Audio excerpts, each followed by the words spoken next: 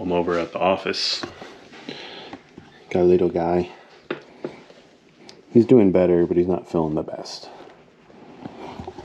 Going over some details with the trucking company. And then I gotta go back to my computer at home, go back to work. But it's what, 10 something, 11 something now?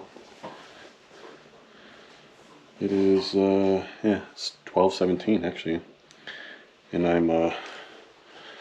it's gonna start raining real bad here, not too much longer. So I was gonna go home for that kind of part of it and then just work on the computer the rest of the day. Try and get more of the details worked out and price lists and all that stuff. But he's feeling better, a little bit better.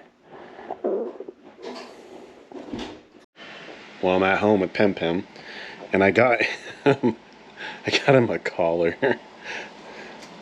So I'm just doing a quick ending of the day. I didn't film very much at all. We were busy talking about stuff in the office.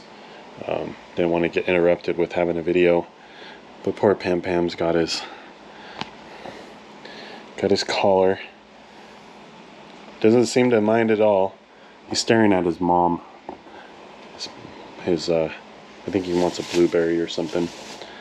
But we're gonna call it a night here. He's feeling a lot better.